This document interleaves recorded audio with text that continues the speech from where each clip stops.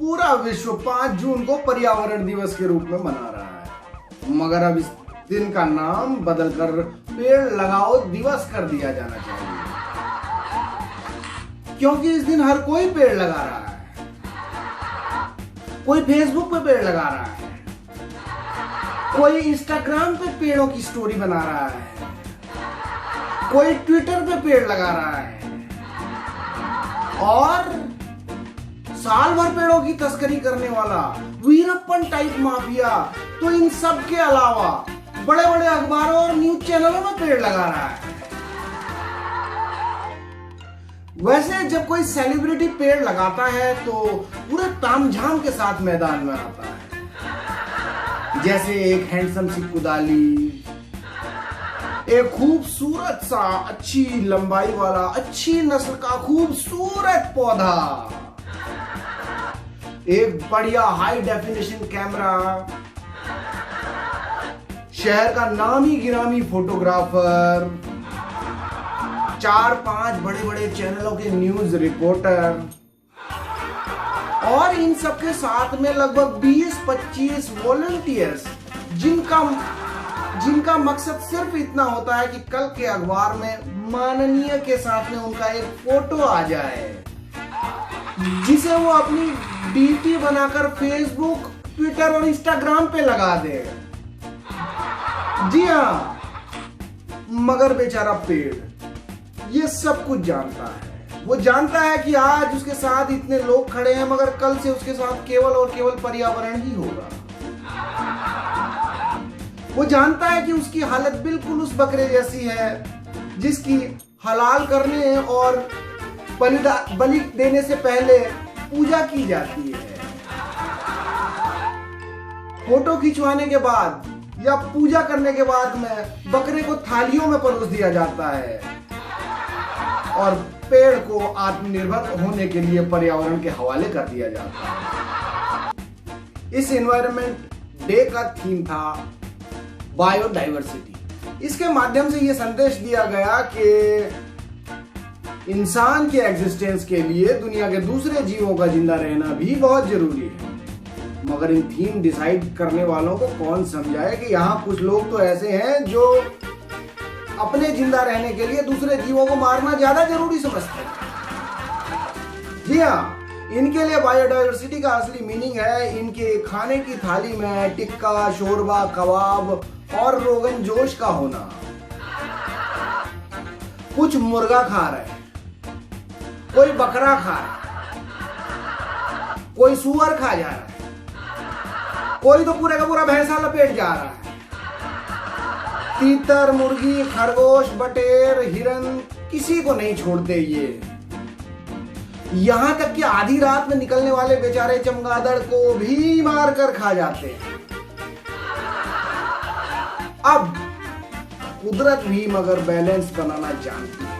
कुदरत ने देखा कि अब ये अपनी लिमिट क्रॉस कर रहे हैं तो उसने अपना डंडा उठाया और जब उसने अपना डंडा चलाया तो चीन के वुहान शहर में चमगादड़ की चीख से चस्पा हुआ कोरोना वायरस का काला अध्याय,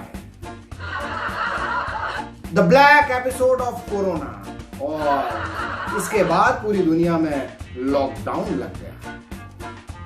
अब मुर्गा खाने वाले की ही नहीं, मुर्गा पालने और मुर्गा काटने वाले की भी वाट लग गई। जो कसाई हर रोज मुर्गा काट कर उसके खून से अपनी प्यास बुझाता था,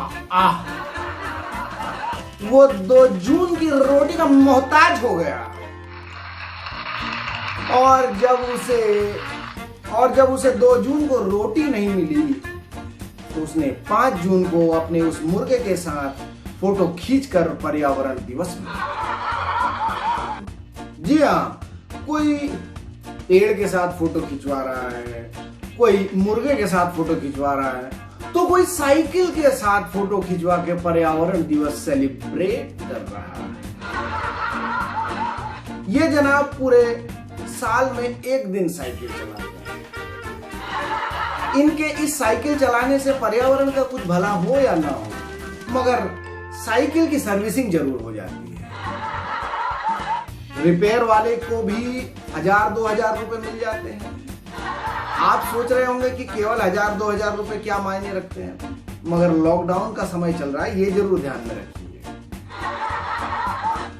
इस दिन को और लोग पर्यावरण दिवस के रूप में मनाते हैं, मगर साइकिल इसे साइकिल चलाओ दिवस के रूप में मनाती है। साइकिल का मानना है कि इस एक दिन के बाद वो फिर 1 साल के लिए अज्ञातवास में चली जाएगी, क्योंकि इसके बाद उसके साहब फिर से 200 किलोमीटर प्रति घंटे की रफ्तार से भागने वाली मर्सिडीज बेंज में आसमान को काला करते हुए फर्राटेदार सड़कों पर दौड़ने लगे, और ये काला धुआं आसमान को काला और पर्यावरण को जहरीला करेगा। मगर कुदरत का डंडा देखिए जनाब, जब आसमान काला था, पर्यावरण जहरीला था, तो यह खुली नाक से हवा अंदर खींच रहे थे, मगर अब जब लॉकडाउन लग गया है, आसमान साफ है, हवा साफ है, तो ये जनाब मास्क N95 का लगाकर साइकिल खींच रहे हैं। ये कुदरत का मजाक है। उधर केरल में हुई गर्भवती हथिनी की हत्या के मामले पर पूरे देश में विरोध हो रहा है। सभी ये मांग कर रहे हैं कि दोषियों को गिरफ्तार किया जाना चाहिए, और मांग जायज भी है। मगर ताज्जुब तो तब होता है जब हाथी दांत के तस्कर भी एक ट्वीट करने लगते हैं, save for justice for elephant. जी हाँ, ये इस बात से दुखी है बेचारे कि हथिनी पुलिस की मौजूदगी में मर गई, क्योंकि कहीं एकांत में मरती तो इन्हें हाथी दांत चुराने का मौका मिल जाता है। अपने यहाँ चीजों को, पेड़ पौधों को या जानवरों को देवताओं से रिलेट करने की संस्कृति रही है, जो कि अच्छी भी है। इससे हम लोग बायोडाइवर्सिटी को बना के रखते हैं। तो इसी को जोड़ते हुए किन्हीं भाई साहब ने ट्वीट कर दिया कि हथिनी की मौत पर गणेश जी बहुत दुखी होंगे और वो हत्यारों को बिल्कुल माफ नहीं करेंगे। मगर अपने यहाँ बुद्धिजीवियों की भी कहाँ कमी है। किसी ने पेन पकड़ा, @ लगाया और लिख दिया। क्या गणेश जी तब भी दुखी हुए थे जब उनके गर्दन पर किसी हाथी का सिर काट कर लगा दिया गया? यानी कि एक शेर तो दूसरा सवा शेर। खैर जो भी हो, बायोडाइवर्सिटी आज समय की मांग है।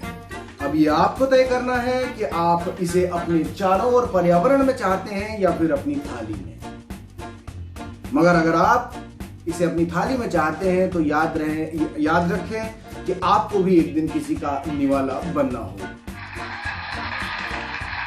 उम्मीद है कि आप सब हल्दी का दूध पी रहे होंगे और ताऊ के बताए मुताबिक वर्जिश कर रहे होंगे। इससे आपकी इम्यूनिटी बढ़ेगी और आप फिजिकली फिट भी हो सकेंगे और इंडियन आर्मी के 3 साल के टूर ऑफ ड्यूटी प्रोग्राम में भाग लेकर के देश सेवा का अपना जो जज्बा है उसे भी निभा सकेंगे।